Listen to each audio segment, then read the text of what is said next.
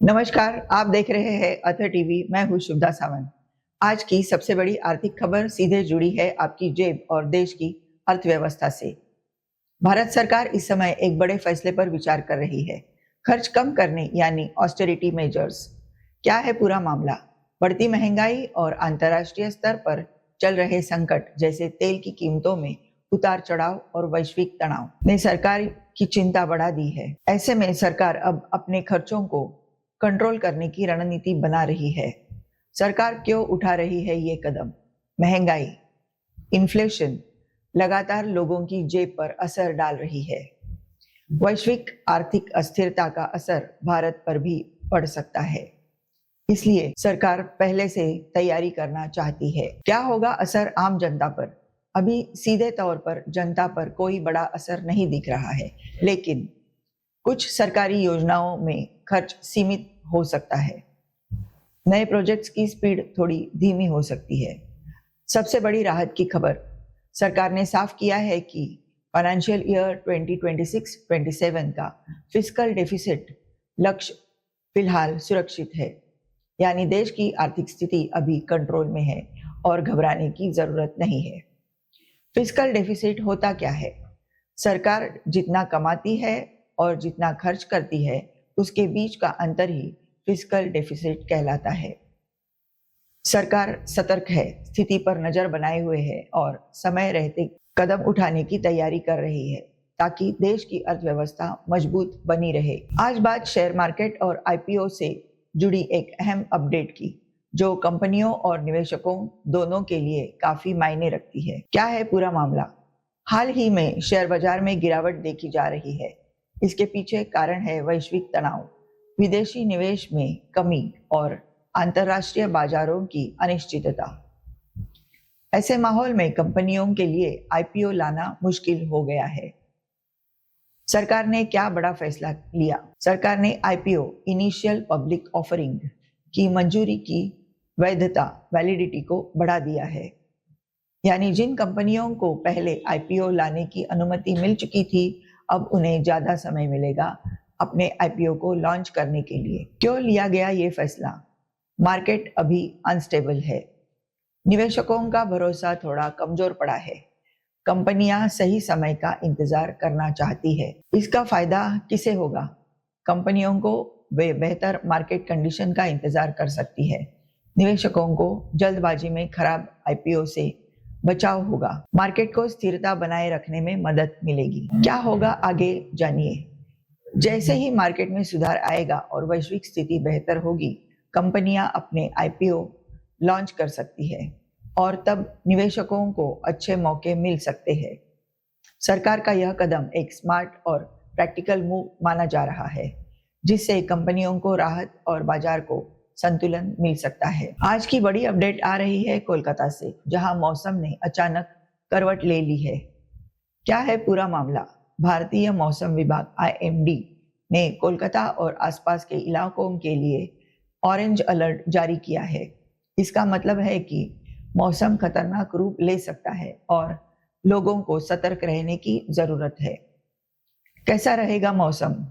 तेज बारिश, आंधी और तेज हवाएं, बिजली गिरने, थंडरस्टॉर्म की संभावना। क्यों आई ये स्थिति?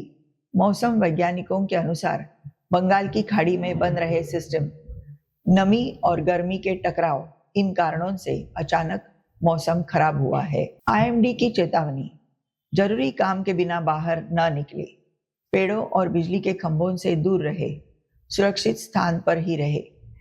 क्या होगा असर?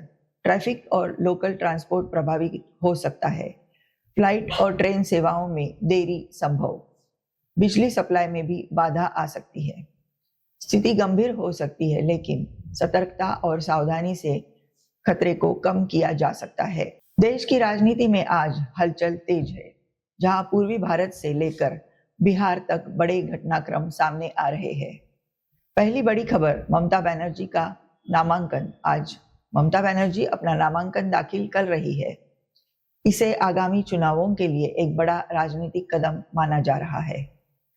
पार्टी कार्यकर्ताओं में उत्साह, विपक्ष की नजरें इस सीट पर टिकी हुई है। यह नामांकन आने वाले चुनावी समीकरण तय कर सकता है। दूसरी बड़ी खबर, नीतीश कुमार का राज्यसभा शपथ ग्रहण। नीतीश कुमार 10 अप्रैल को राज्यसभा में शपथ लेने वाले हैं। यह कदम बिहार और राष्ट्रीय राजनीति दोनों के लिए अहम माना जा रहा है।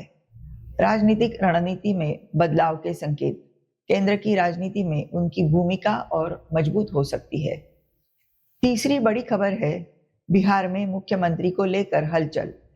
बिहार में जल्द ही नया मुख्यमंत्री बनने की संभावना जताई जा रही है। इससे सियासी समीकरण पूरी तरह बदल सकते हैं।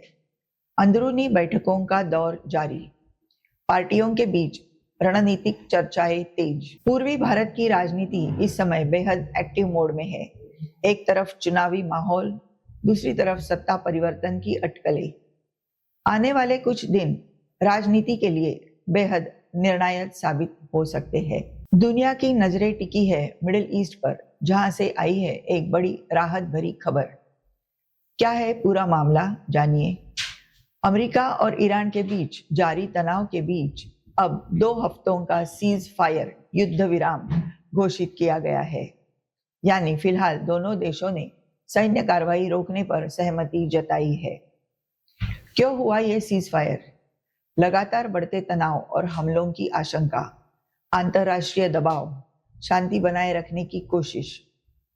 कई देशों और संगठनों ने इस समझौते में अहम भूमिका निभाई है। दुनिया पर क्या असर पड़ा? वैश्विक तनाव में कमी, तेल की कीमतों में स्थिरता आने की उम्मीद, शेयर बाजार में थोड़ा सकारात्मक माहौल। क्या यह स्थायी समाधान है? फिलहाल यह सिर्फ 2 हफ्तों का अस्थायी युद्ध विराम है। आगे बातचीत पर निर्भर करेगा कि शांति बनी रहती है या नहीं। अगर बातचीत सफल रही तो लंबे समय का समझौता भी हो सकता है। यह सीज फायर दुनिया के लिए एक राहत की खबर है, लेकिन असली चुनौती अब इसे स्थायी शांति में बदलने की है। देश की सुरक्षा एजेंसियों ने एक बड़ी सफलता हासिल की है, जो राष्ट्रीय सुरक्षा के लिहाज से बेहद अहम मानी जा रही है। क्या है पूरा मामला? जम्मू कश्मीर में सुरक्षा एजेंसियों ने एक बड़े ऑपरेशन को अंजाम देते हुए लश्कर-ए-तैयबा के नेटवर्क का भंडाफोड़ किया है। इस कार्रवाई में कई संदिग्ध लोगों को गिरफ्तार किया गया है। कैसे हुआ ऑपरेशन? खुफिया जानकारी, इंटेलिजेंस इनपुट के आधार पर छापेमारी, अलग अलग जगहों पर एक साथ कार्रवाई। संदिग्ध गतिविधियों पर लंबे समय से नजर रखी जा रही थी। इसके बाद एजेंसियों ने सही समय पर कार्रवाई करते हुए पूरे नेटवर्क को तोड़ दिया। क्या मिला कार्रवाई में? संदिग्ध दस्तावेज, कम्युनिकेशन डिटेल्स, नेटवर्क से जुड़े अहम सुराग। इन सब के आधार पर आगे की जांच तेज कर दी गई है। देश की सुरक्षा पर क्या असर? एक बड़ा खतरा टल गया। आतंकी नेटवर्क को बड़ा झटका। सुरक्षा एजेंसियों की सतर्कता और मजबूत हुई। यह कार्रवाई दिखाती है कि देश की सुरक्षा एजेंसियां पूरी तरह अलर्ट है और किसी भी खतरे से निपटने के लिए तैयार है। देश की सर्वोच्च अदालत से आई है एक अहम टिप्पणी। सामाजिक और कानूनी बहस को फिर से तेज कर दिया गया है। क्या है पूरा मामला? सुप्रीम कोर्ट ने महिलाओं के अधिकारों को लेकर एक महत्वपूर्ण टिप्पणी करते हुए कहा है कि धार्मिक आधार पर महिलाओं के साथ मतभेद करना सही नहीं है। किस संदर्भ में आई है टिप्पणी? एक याचिका की सुनवाई के दौरान, जहां महिलाओं के अधिकार और आर्थिक परंपराओं के बीच टकराव का मुद्दा उठा। अदालत ने साफ किया कि संविधान सर्वोपरि है। कोर्ट ने क्या संकेत दिए? समानता का अधिकार सबसे महत्वपूर्ण, धर्म के नाम पर भेदभाव स्वीकार्य नहीं, महिलाओं को बराबरी का हक मिलना चाहिए। समाज और कानून पर क्या असर? महिलाओं के अधिकारों को मजबूती, भविष्य में ऐसे मामलों पर स्पष्ट दिशा, सामाजिक बदलाव की ओर एक बड़ा संकेत। यह टिप्पणी सिर्फ एक केस तक सीमित नहीं है, बल्कि पूरे समाज के लिए एक संदेश है। दिन की शुरुआत करते हैं धार्मिक और शुभ जानकारी के साथ, जो आपके पूरे दिन को बेहतर बना सकती है। आज का पंचांग क्या कहता है? आज वैशाख कृष्ण पक्ष की षष्ठी तिथि है। यह तिथि धार्मिक दृष्टि से महत्वपूर्ण मानी जाती है और कई शुभ कार्यों के लिए अनुकूल मानी जाती है। तिथि और महत्व। षष्ठी तिथि का विशेष महत्व देवी पूजा से जुड़ा हुआ है। इस दिन व्रत और पूजा करने से सकारात्मक ऊर्जा मिलती है। कई लोग इस दिन खास पूजा अर्चना भी करते हैं। शुभ मुहूर्त, ऑस्पिशियस टाइम। आज कुछ समय ऐसे ही जिन्हें शुभ कार्यों के लिए बेहतर माना गया है। विवाह, पूजा, नया काम शुरू करना, खरीदारी या निवेश।